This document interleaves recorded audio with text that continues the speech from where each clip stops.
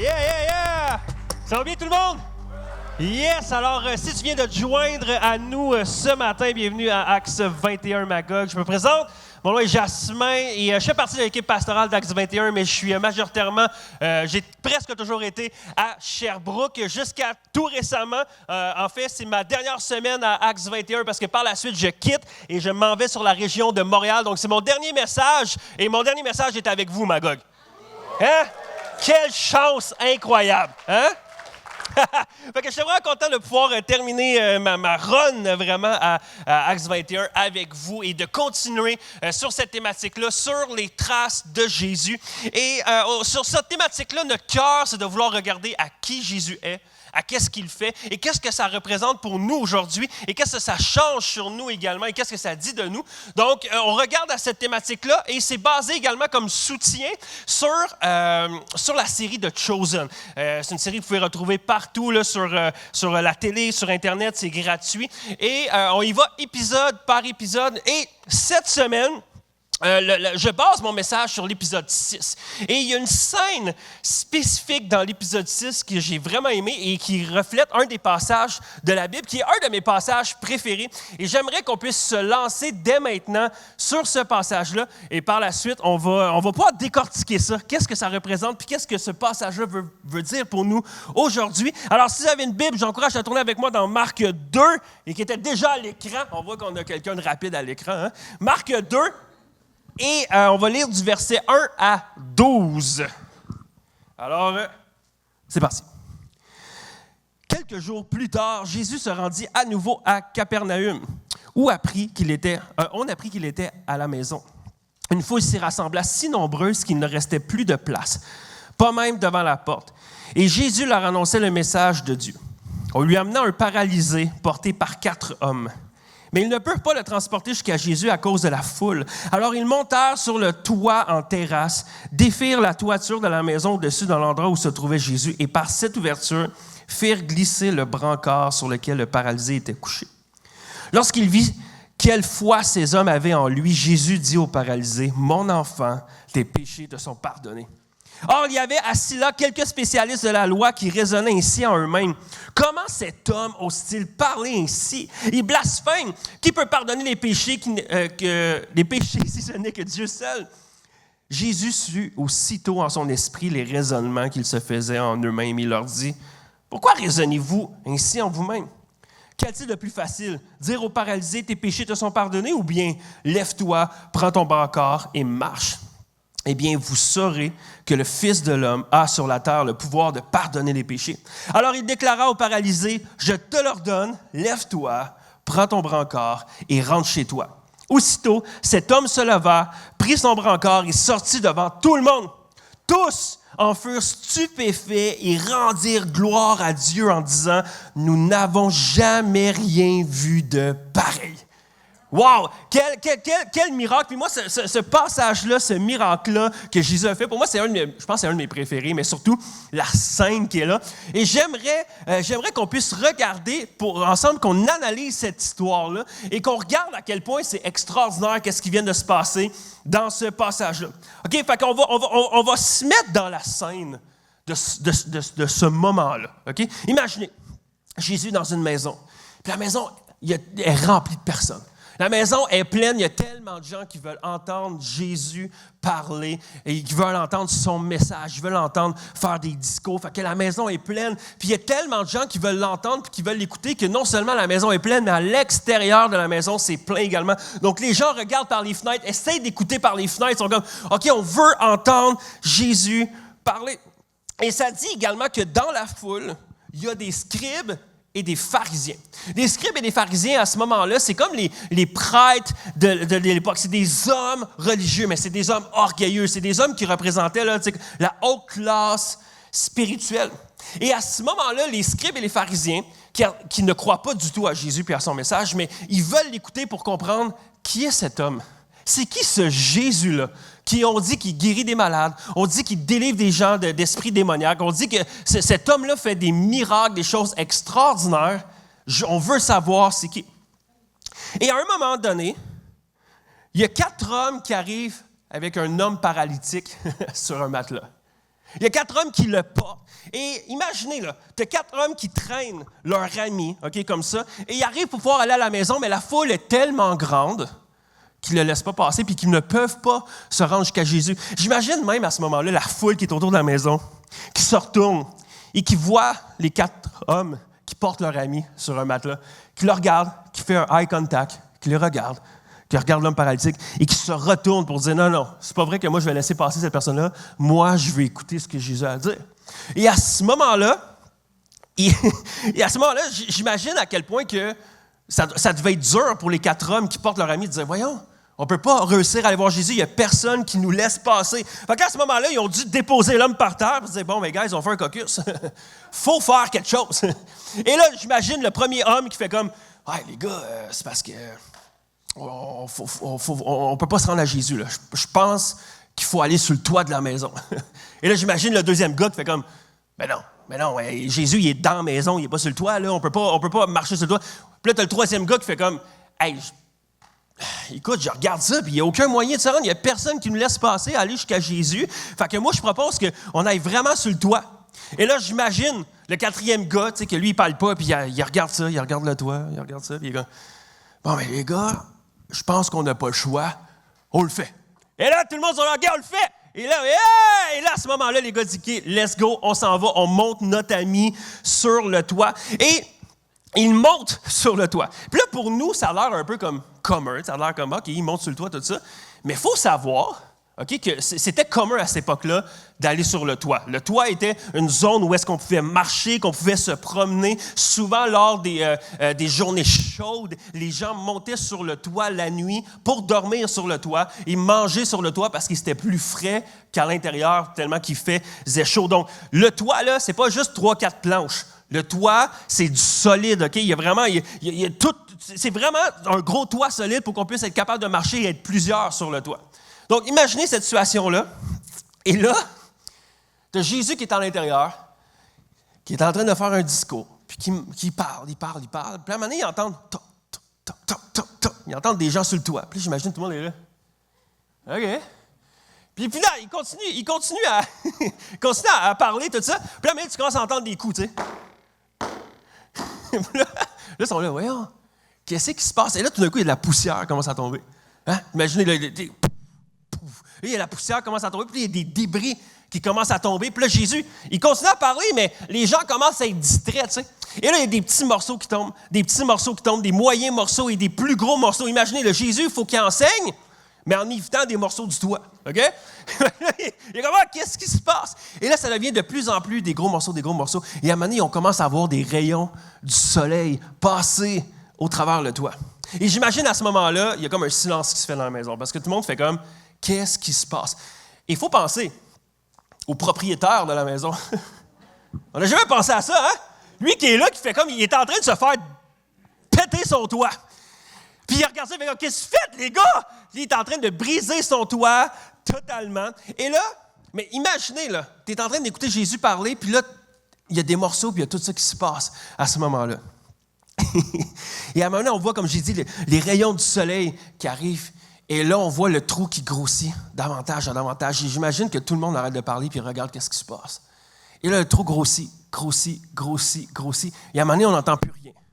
Puis il y a comme un silence, puis on fait comme, qu'est-ce qui se passe? Et là, tout d'un coup, il commence à voir un homme descendre par des cordes. Puis c'est 4 de ses amis qui commencent à le descendre, tout ça. Et là, tu as Jésus qui s'approche. Et j'imagine, tu as comme l'homme paralytique qui est là, puis il y a Jésus qui s'approche et qui regarde l'homme paralytique et qui regarde par le trou. Puis la seule chose qu'il voit, c'est 4 têtes de leurs amis qui sont comme ça. Et je ne sais pas qu'est-ce que Jésus voit dans leur visage. Peut-être que les 4 hommes sont stressés, sont peut-être nerveux, sont peut-être anxieux, peut-être qu'ils sourient et sont tellement fiers de leur coup. On ne sait pas. On ne sait pas qu'est-ce qui se passe. Mais je ne sais pas qu'est-ce que Jésus a vu dans le visage de ces hommes-là, mais la Bible, le passage nous raconte que Jésus a vu de la foi. A vu la foi de ces gars-là. Puis il a regardé à ces hommes-là, puis en fait, wow, il y a quelque chose d'extraordinaire qui est en train de se passer.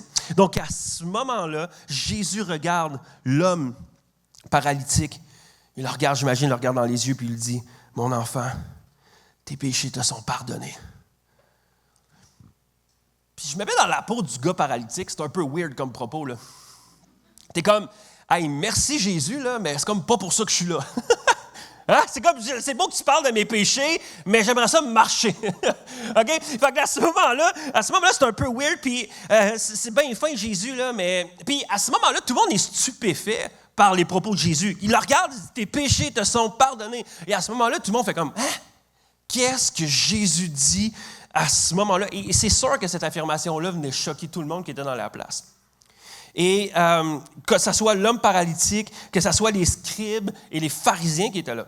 En fait, le passage nous raconte que les scribes et les pharisiens, les hommes religieux, raisonnèrent en eux-mêmes. Ils commençaient à se dire, c'est qui cet homme-là? Pour qui se prend pour dire à quelqu'un, tes péchés te sont pardonnés? Parce qu'il y a seulement Dieu qui peut pardonner les péchés. Donc cet homme-là, Jésus, est en train de se prétendre Dieu. Et eux, en eux-mêmes, c'était un scandale. C'était blasphématoire. Tu ne pouvais pas faire ça. Et à ce moment-là, la Bible nous dit que Jésus, capable de saisir dans son esprit qu'est-ce que les pharisiens, qu'est-ce que les scribes pensaient dans leur cœur, et raisonnaient en eux-mêmes. Et il les regarde. Il dit, « Hey les gars, vous êtes estomaqués le fait que je viens de dire, tes péchés te sont pardonnés. Mais qu'est-ce qui est plus facile à dire? Tes péchés te sont pardonnés ou prends ton lit, lève-toi et marche. » Puis après, il leur dit, je vais vous prouver qu'à partir de maintenant, que l'homme que je suis, Jésus, le Fils de l'homme, a le pouvoir sur terre de pardonner les péchés. Donc à ce moment-là, il se retourne vers le paralytique. À partir de maintenant, lève-toi, prends ton lit et sors. Et à ce moment-là, l'homme paralytique réussit à bouger, se lever. Imaginez la scène. Il se lève, prend son lit et se met à sortir de la maison. Et j'imagine la scène, tout le monde était estomaqué, tout le monde était comme « Wow, qu'est-ce qui se passe? » Tout le monde était en folie, puis tout le monde était stupéfait. La Bible nous dit que les gens disaient « On n'a jamais vu quelque chose comme ça. » Et j'imagine, l'homme sort, la foule est comme en délire. « Wow, c'est incroyable! » Et là, à ce moment-là, la foule suit l'homme, parce que l'homme, il dandine. C'est sûr qu'il danse, il court, il fait quelque chose. Et j'imagine les quatre gars qui sont sur le toit, qui se regardent. « Ça a marché! Quoi? Ça a marché! » C'est sûr que les gars se donnent des high-fives. « Tac, ouais! Ça a marché! » Ils courent en bas, ils descendent de la maison, vont rejoindre leur ami, laissent le trou dans le toit. Et ensuite de ça, vont rejoindre leur ami pour célébrer qui est complètement guéri. Pour moi, cette histoire-là, je la trouve folle. Mais on peut se poser la question, qu'est-ce que cette histoire-là nous enseigne? Qu'est-ce que cette histoire-là nous enseigne? Et j'aimerais qu'on regarde ce matin 4 choses que, selon moi, cette histoire-là nous enseigne à nous aujourd'hui. Première chose qu'elle nous enseigne 2 besoins évidents. Le premier besoin, c'est le besoin physique de l'homme était évident. On va se le dire, il était paralytique. Pas besoin de faire un petit dessin là-dessus, là. On ne sait pas à quel point sa paralysie était sévère. On ne sait pas non plus c'était quoi l'intensité, puis on ne sait pas pourquoi. Peut-être que l'homme avait un problème musculaire. Peut-être que l'homme avait un problème au niveau de son cerveau qui faisait que la mobilité était très difficile. Peut-être qu'il avait une malfonction au niveau de sa colonne vertébrale. Il a peut-être eu un accident quand il était plus jeune. On ne sait pas ce qui est arrivé. Ou s'il est né comme ça. Mais on sait que son besoin physique était évident. Puis ça affectait le reste de sa vie. Donc, il avait besoin d'une guérison. Mais son besoin physique était évident, mais deuxièmement, il y avait un besoin encore plus significatif. C'est le besoin spirituel de l'homme est encore plus grand. C'est ça que l'histoire, je pense, nous raconte. Son besoin spirituel est encore plus grand que sa paralysie. Parce qu'il faut savoir que Jésus, la première chose qu'il dit, c'est que tes péchés te sont pardonnés. Donc, à ce moment-là, Jésus jugeait que son besoin spirituel était plus grand que sa paralysie. Puis, il faut savoir que cet homme-là, paralysé, était semblable à nous. Il était pécheur. Il était pécheur comme chacun d'entre nous. Ça veut dire que son besoin ultime n'était pas nécessairement d'avoir besoin de marcher, mais c'était d'être pur, d'être saint devant Dieu. Et ça, c'était son plus grand besoin. Et c'est le besoin ultime de chacun d'entre nous. Dans chacune de nos vies, notre premier besoin n'est jamais physique, mais il est toujours spirituel. Puis quand tu y penses, chacune des souffrances physiques qu'on retrouve aujourd'hui a une source spirituelle. Et voici où est-ce que je veux. Je vais aller vraiment à la racine. Quand le péché est entré dans le monde, à ce moment-là, la souffrance a fait son entrée également. Parce qu'avant, ce n'était pas là. Et la souffrance a fait son entrée. Donc, chaque maux de tête qu'on a, chaque douleur de corps qu'on ressent, chaque type de cancer, chaque tumeur, chaque paralysie nous démontre que ce monde-ci ne fonctionne pas comme il faudrait. On n'est pas supposé souffrir comme ça. C'est pas supposé être comme ça.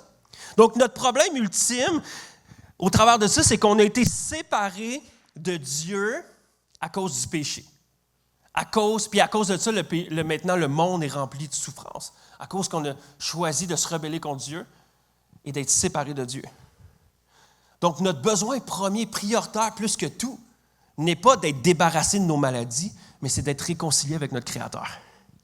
Et c'est ça notre besoin ultime. C'est pourquoi, quand Jésus va voir l'homme, puis il a ses pieds, puis il dit « Tes péchés te sont pardonnés », c'était son premier besoin prioritaire. Donc, son besoin physique était évident, mais son besoin spirituel est encore plus grand. Puis ce qui nous mène au point 2 de ce que l'histoire, je pense, nous raconte également. Je pense que l'histoire nous montre 3 caractéristiques de Jésus. Et ça, j'aime ça regarder qu'est-ce que ça nous démontre sur la personne de Jésus. Puis la première chose, je pense qu'elle nous démontre, c'est que Jésus a l'autorité de sonder nos cœurs. Ça, c'est nice, pareil. Ça, c'est fou. L'histoire nous raconte qu'au moment où que Jésus dit « Tes péchés te sont pardonnés » à l'homme paralytique, il se tourne vers les pharisiens et les scribes et leur dit, je comprends vos questionnements. J'entends vos accusations que vous portez dans votre cœur. Les pharisiens et les scribes, ils n'ont rien dit encore. Puis j'imagine, là, eux autres sont comme, ils se cassent la tête. Voyons, comment ça? Puis Jésus se retourne, fait comme, va répondre à ta question, pas ça.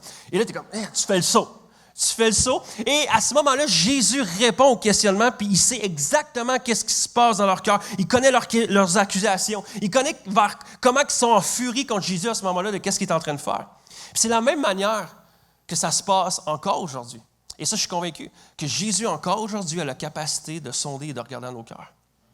Alors même ce matin, même ici, tous nos motifs cachés, tous nos pensées secrètes, chaque péché qu'on a et qu'on ne voudrait pas que les autres autour de nous le sachent, Jésus fait comme, moi je le sais.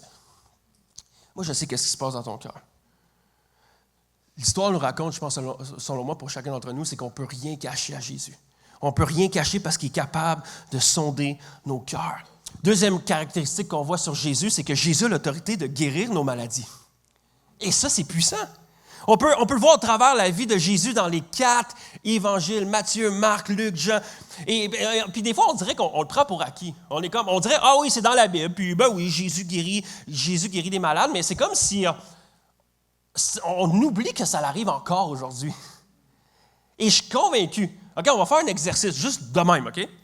Dans la salle ici, je suis convaincu qu'il y a des témoignages de gens que vous avez déjà eu une guérison ou quelque chose que Jésus a agi d'une manière miraculeuse dans votre vie. Si c'est toi, lève ta main, juste par exemple. Regardez ça! À quel point Jésus fait encore des miracles aujourd'hui. Et ça, c'est extraordinaire. Est-ce qu'on peut donner gloire à Dieu ce matin? C'est malade, là! On ne peut pas ne pas se réjouir de ça. C'est incroyable que Jésus agit encore aujourd'hui puis il guérit encore des malades. On ne devrait jamais être blasé puis prendre ça pour acquis. À chaque fois qu'on voit quelqu'un goûter à un miracle, goûter à la main de Dieu miraculeuse, on devrait être les premiers à faire comme « Wow, c'est extraordinaire! » Et ça, c'est mon Dieu. Ça, c'est mon Dieu. C'est tellement puissant. Parce que l'histoire nous raconte que Jésus parle, puis la paralysie s'en va. Jésus parle, puis la maladie cesse. Jésus parle, puis les démons fuient. Jésus parle, puis la mort lui obéit. C'est quand même fou, ça. Jésus a l'ultime autorité de guérir nos maladies et nos souffrances. Puis, c'est facile, des fois, dans notre tendance humaine puis dans notre compréhension humaine, de penser que la maladie a toute la puissance sur nos vies. De penser que nos souffrances sont plus puissantes que notre propre vie. Que la mort, c'est elle qui a vraiment le pouvoir ultime. Non! C'est Jésus le Tout-Puissant. C'est Jésus le Tout-Puissant. Et c'est incroyable, mais ça devrait être encore... Il y a quelque chose d'encore plus incroyable que ça. Et ce qui m'amène à la troisième caractéristique que l'on voit, selon moi, sur Jésus, c'est que Jésus a l'autorité de pardonner nos péchés. Et là, des fois, on fait comme, ben là, c'est pas si extraordinaire que de guérir des maladies. Wow, attends un peu. C'est extraordinaire. Ça c'est la plus grande nouvelle de la Bible, que Jésus a l'autorité de pardonner nos péchés. Comme j'ai mentionné plus tôt, notre besoin ultime n'est pas physique, mais spirituel. Parce que nos souffrances physiques trouvent leur racine et leur source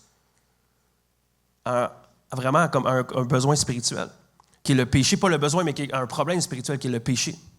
Puis le plus gros problème, c'est que nous sommes séparés de Dieu à cause de notre péché. Puis on est pris à ce moment-là dans un monde de souffrance, comme j'ai mentionné tantôt. Donc notre premier besoin, c'est pas d'être libre de nos maladies, c'est d'être réconcilié avec Dieu. C'est pourquoi Jésus est venu sur terre. C'est pour ça que Jésus est venu sur terre. Si le péché est littéralement la racine de toutes nos souffrances, et ça, c'est ce que je crois, alors ce qu'on a de besoin le plus, c'est de quelqu'un pour régler ce problème-là, le problème de notre péché. On a besoin de quelqu'un qui n'a pas seulement la puissance contre les maladies, mais quelqu'un qui a la puissance contre le péché et la mort. Et l'histoire de Marc 2 et également l'épisode 6 de Chosen, si vous l'écoutez, met vraiment met l'emphase sur le fait de ce que c'est ça que Jésus est venu faire. Pardonner nos péchés sur terre. Puis les pharisiens puis les scribes avaient raison de raisonner à eux-mêmes puis de faire comme, pour qui se prend, lui, pour dire qu'il pardonne les péchés? Parce que seulement Dieu peut pardonner les péchés. C'était normal à ce moment-là de raisonner comme ça. Mais l'histoire nous raconte que les scribes et les pharisiens, puis plusieurs personnes, puis encore aujourd'hui, ont échoué de réaliser que Jésus, en chair et en os, était littéralement Dieu sur terre.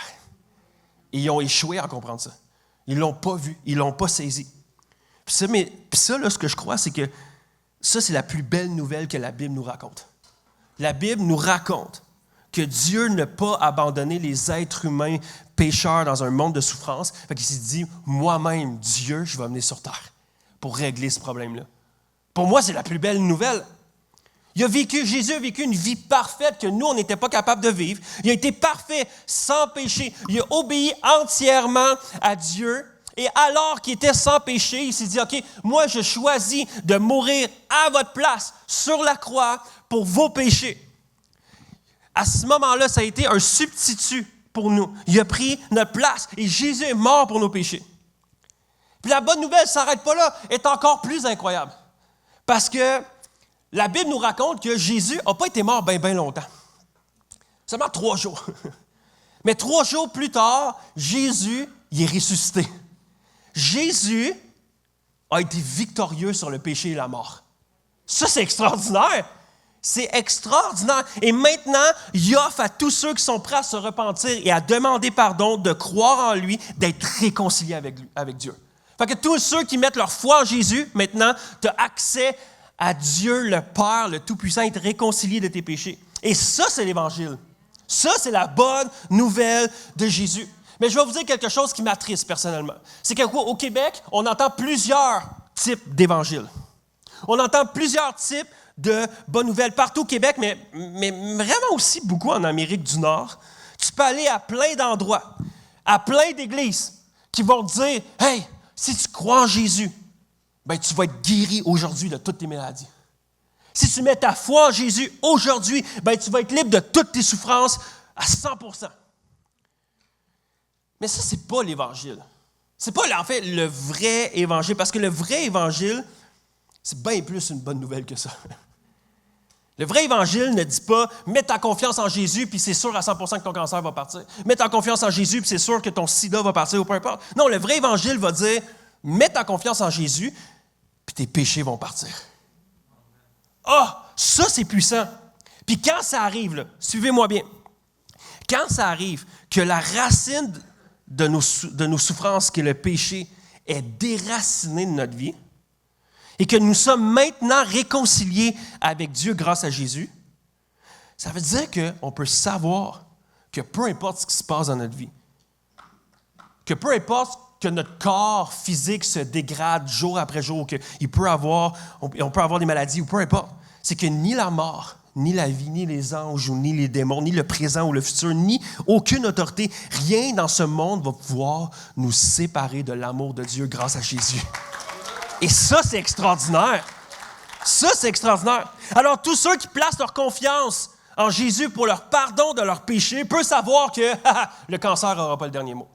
Parce que Jésus a vaincu le péché, que le Parkinson n'aura pas le dernier mot, que l'Alzheimer n'aura pas le dernier mot, que la douleur n'aura pas le dernier mot, que les crises de cœur, que les chambres d'hôpital n'auraient pas le dernier mot, que la mort elle-même n'aura pas le dernier mot parce que la mort a été battue grâce à la résurrection de Jésus. Et ça, c'est extraordinaire. Ça, c'est la bonne nouvelle. Jésus aura toujours le dernier mot. Parce que la bonne nouvelle que la Bible nous raconte, c'est pas que dans le fond, le fait que Jésus va te guérir de toutes tes maladies aujourd'hui si tu crois en lui. Non, c'est la bonne nouvelle, c'est que Jésus va te pardonner de tous tes péchés pour toujours. Et ça, c'est beau. Et le pardon de nos péchés, c'est le plus beau cadeau de Dieu parce que ça comble notre plus grand besoin. Jésus a l'autorité de pardonner nos péchés. Puis selon moi, ça nous mène à la quatrième chose que l'histoire nous raconte. Et c'est notre besoin d'amis de foi. Notre besoin d'amis de foi. Toute cette histoire-là se réalise parce que 4 jeunes hommes ont eu assez de foi et ont persévéré dans leur foi pour amener leur ami à Jésus. Ça, c'est grâce à 4 jeunes hommes. Moi, cette histoire-là, j'aimerais ça rencontrer ces 4 gars-là, faire comme, vous autres, vous êtes des vrais. Vous autres, vous êtes des vrais. Et voici 4 caractéristiques que j'ai soulevées de ces jeunes hommes-là qui ont monté leur ami sur le toit. Premièrement, leur foi était remplie de confiance. Ces hommes-là croyaient vraiment que Jésus pouvait guérir leurs amis. Il n'y a aucune chance qu'ils auraient fait tout ce travail-là de briser un toit, de descendre leur ami comme ça sur un peut-être. Hey, peut-être ça va marcher. On l'essaye dessus. Non, non. Il y avait une entière confiance que comme si on fait ça, Jésus va agir. Parce qu'on sait que si on l'amène à Jésus, on a confiance à Jésus que Jésus va le guérir. Leur foi était remplie de confiance. Deuxièmement, leur foi était remplie de compassion.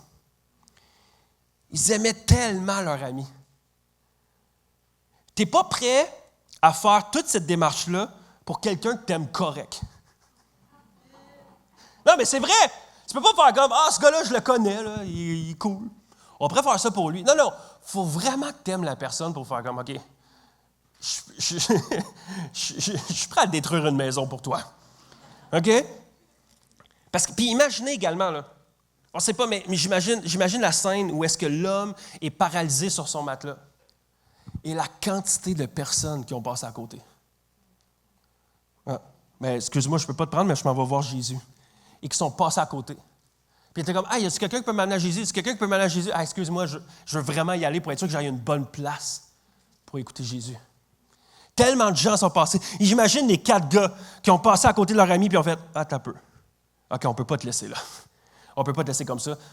Nous, on va t'amener à Jésus. » Si ce n'était pas de ces 4 gars-là, l'homme paralytique aurait entendu parler de Jésus, mais seulement par la foule lorsqu'il serait reparti de la maison, puis il aurait sûrement raconté ce que Jésus aurait dit. C'est tout. Mais il n'aurait jamais vu et goûté à la compassion, à l'amour et à la guérison de Jésus. Jamais, grâce à ces 4 hommes-là, qui étaient remplis de compassion, pour faire, nous, on t'aime assez pour t'amener à Jésus. L'autre chose que je vois sur ces 4 gars-là, c'est que leur foi était créative. Là, je n'ai pas besoin de faire un dessin, là, à quel point ils étaient créatifs, ces 4 gars-là. Mais ce que ça me présente, c'est que dans leur amour, dans leur compassion, dans leur désir vraiment de voir leur ami se rendre à Jésus, ça démontrait qu'il n'y avait aucun obstacle pour eux. Il n'y a aucune foule trop grande, il n'y a aucun toit trop élevé pour que je t'amène à Jésus. Et ça, pour vrai, moi, ça me parle de comment que j'aimerais être rempli de cette créativité-là, cette foi-là, de dire, il n'y a rien de trop grand pour que j'amène quelqu'un à Jésus. Il n'y a rien de trop grand. Et quatrièmement, qu'est-ce qu'on apprend sur la foi de ces jeunes hommes-là? C'est que leur foi était contagieuse. Et ça, je me mettais dans la peau de ce moment-là, mais l'histoire nous parle très peu de l'homme paralytique. Et je me mettais dans sa peau, on dirait, pendant que je lisais cette histoire-là, j'essayais de me mettre dans la peau de cet homme-là, mais j'essaie de m'imaginer être à la place de cet homme-là. Alors que tu es couché sur ton matelas et que tout le monde court pour aller voir Jésus, mais que toi, tu aimerais juste avoir l'espoir d'aller voir Jésus, mais tu ne peux pas. Parce que tu es paralysé sur ton matelas. Puis que finalement, il y a 4 de tes amis qui arrêtent à côté de toi puis qui te disent « Hey, on va t'amener à Jésus parce que nous, on croit qu'il peut vraiment t'aider. » À ce moment-là, c'est clair que leur foi vient encourager la mienne. Parce que peut-être qu'il peut m'aider. Puis alors qu'à ce moment-là, je suis couché, et là, je suis couché sur mon matelas, puis là, je vois mes 4 amis qui sont là, puis qui se parlent entre eux. Tu sais, ouais, on préfère ça. Puis là, je les vois qui pointent le toit. puis qui se parlent encore, qui pointent la maison, qui se pointent encore, puis qui viennent à moi, puis fait comme, ouais, là, ça va être un peu plus compliqué, là, mais on va t'amener sur le toit de la maison, puis on va te descendre par le toit. À ce moment-là, je crois que leur foi vient encourager la mienne. Que je me dis, OK, vous êtes vraiment prêts à faire ça, les gars? Puis alors qu'ils commencent à creuser dans le trou, puis à creuser le trou, en fait, pour faire un trou dans le toit, et qu'à ce moment-là, ils commencent à vouloir attacher les cordes après moi, après mon matelas, pour pouvoir me descendre. Je pense qu'à ce moment-là, leur foi encourage la mienne. Et à ce moment-là, alors qu'ils commencent à me descendre par le trou et que moi, je suis sur mon matelas et la seule chose que je vois, c'est mes 4 amis comme ça et qui me font descendre, je pense qu'à ce moment-là, leur foi encourage la mienne. Et alors que je me retrouve au sol et que j'ai le regard de Jésus sur moi et en même temps les 4 visages de mes amis au toit, je pense qu'à ce moment-là, leur foi encourage la mienne. Je me dis, je me suis rendu à Jésus grâce à vous. Et grâce à leur foi de leur ami, il a été guéri. Je pense qu'à ce moment-là, cet homme-là n'a jamais eu autant la foi que ça, le paralytique. De dire, OK, c'est extraordinaire. Et c'est ce qui m'amène à la conclusion où j'inviterai les musiciens à venir me rejoindre. Au travers de toute cette histoire-là, je pense qu'il y a 4 choses qui, pour moi, est un encouragement au travers pour nous aujourd'hui. 4 choses que ce texte-là, cette histoire-là, nous dit à chacun d'entre nous, qui peut être un encouragement pour notre foi, pour aujourd'hui, de comment on peut vivre notre vie chrétienne en 2024. Première chose, proclamons prioritairement la parole de Dieu dans un monde de besoins spirituels. Proclamons prioritairement la parole de Dieu dans un monde de besoins spirituels. Comme qu'on l'a vu, notre besoin prioritaire de chacune des personnes autour de nous n'est pas nécessairement physique, mais leur besoin ultime et spirituel. Il y a tellement de gens autour de nous qui ont besoin d'entendre parler de Jésus. Il y a tellement de gens dans notre famille, dans notre travail, à notre école, nos voisins. Il y a tellement de gens autour de nous là, qui aspirent à juste ça, rencontrer Jésus. Et que ça dépend seulement de nous. Ça dépend seulement de nous parce que moi, je n'ai pas accès à rejoindre ces personnes-là dans ta famille. Je n'ai pas accès à rejoindre les personnes à ton travail, qui travaillent dans le même bureau que toi. Mais toi, oui. Et passons notre temps à vouloir proclamer la bonne nouvelle de Jésus avant toute chose. Puis je le sais, comme j'ai dit tantôt, il y a plein d'évangiles où des gens vont chercher à vouloir prier partout pour les malades. C'est correct, on a la foi pour prier pour les malades. Mais il y a tellement de gens là, qui vont prier puis qui vont vouloir guérir plein de gens puis prier pour eux, pour leur guérison, pour leur guérison, pour leur guérison. Puis c'est la mode présentement. Il y a des gens qui s'en vont dans des parcs, dans des rues pour guérir des malades. Mais la réalité, c'est que s'ils n'entendent pas la bonne nouvelle de Jésus, ils vont juste être en enfer guéris. Parce qu'ils n'auront pas été réconciliés avec Dieu. Proclamons la bonne nouvelle de Jésus en priorité. Pour qu'ils puissent connaître et être réconciliés avec Dieu.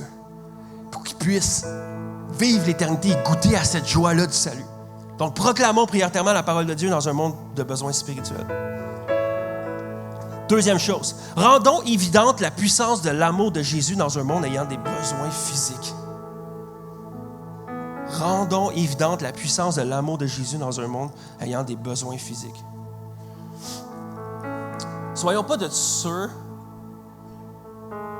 qui voient quotidiennement des gens souffrants puis qui tournent les yeux. Il y a tellement de gens autour de nous qui ont besoin physiquement de quelque chose. C'est peut-être parce qu'ils sont paralysés, peu importe. Simplement de s'agenouiller et de dire « Je vais prier pour toi ». Ça, c'est la première chose. Qu'on ait le courage de le faire. Mais la deuxième chose également, c'est qu'il y a tellement de gens qui ont des besoins réellement physiques, qui n'ont rien à manger sur leur table. Il y a tellement d'enfants qui souhaitent avoir des parents et qui n'ont pas cette chance-là. Il y a tellement de gens qui sont, comme j'ai dit, qui sont dans la pauvreté, qui sont seuls.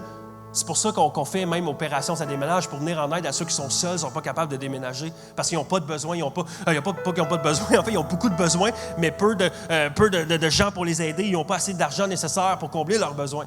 Alors, on leur vient en aide. Et ça, c'est une fois. En fait, c'est 2 fois. C'est le 30 juin et le 1er juillet. Là, je fais une petite pub, là, mais...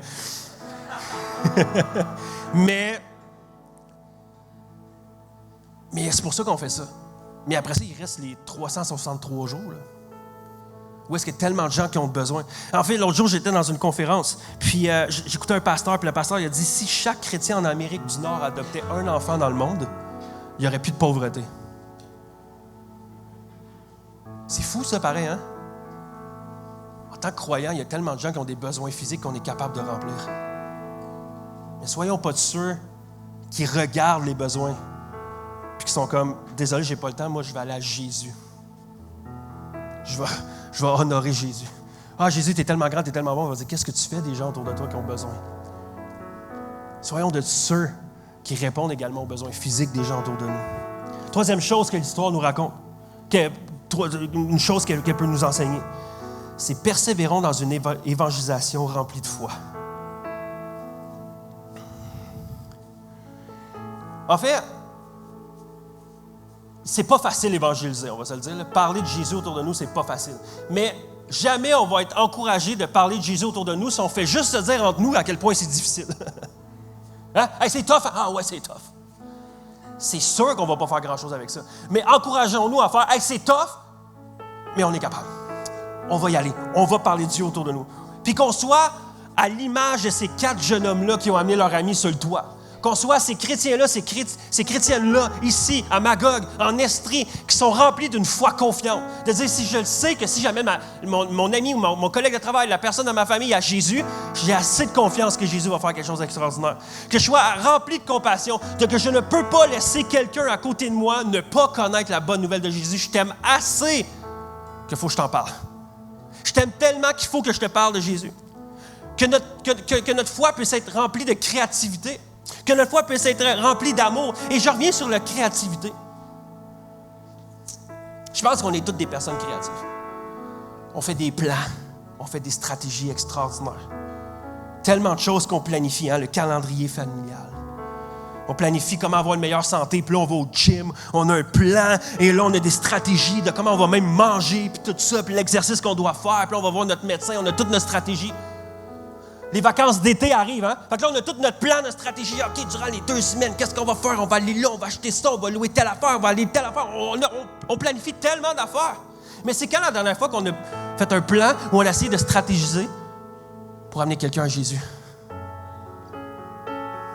On est tellement bon pour faire plein de plans pour plein de choses. Mais quand ça vient aux besoins spirituels des gens autour de nous, c'est quand la dernière fois qu'on a fait un plan, on a fait OK, qu'est-ce que je peux faire? Comment je peux être créatif? Qu'est-ce que je peux faire pour réussir à parler puis amener juste une conversation sur Dieu? Comment qu'on stratégise pour amener des gens de notre famille, notre travail, notre école, même les gens de notre église, puis de leur parler de Dieu? Comment qu'on fait ça? On doit être ces personnes-là, remplies de foi, qui fait comme, je vais le faire. Je vais le faire. Et 4e chose, et je termine avec ça, que l'histoire nous raconte puis nous enseigne.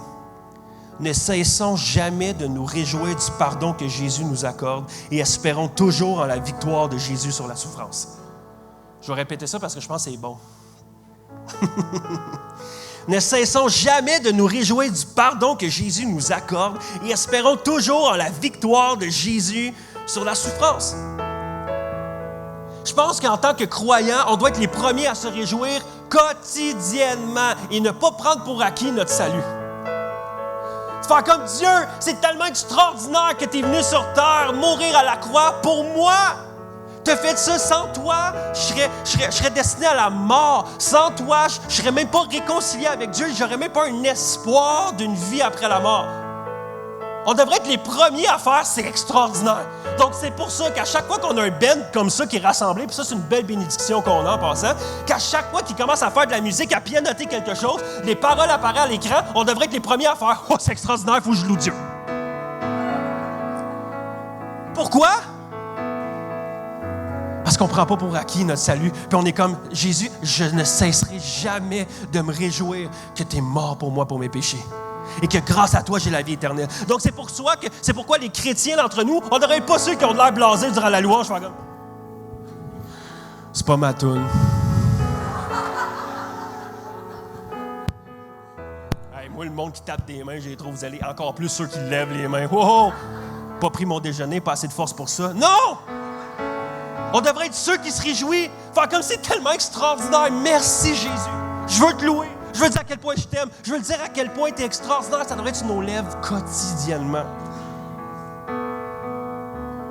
Puis à chaque fois qu'on entend une histoire de quelqu'un qui donne leur vie à Jésus, on devrait être les premiers à faire « Yeah! » C'est extraordinaire. À chaque fois qu'on a la chance d'écouter une vidéo de baptême, de voir des gens sur l'estrade ici ou dans votre piscine l'été, là, de voir quelqu'un se faire baptiser, on devrait être les premiers à faire « C'est extraordinaire. C'est extraordinaire, c'est trop gros, c'est trop puissant. J'ai hâte de raconter ça à quelqu'un à job. Il y a quelqu'un qui s'est fait baptiser, c'est beau. »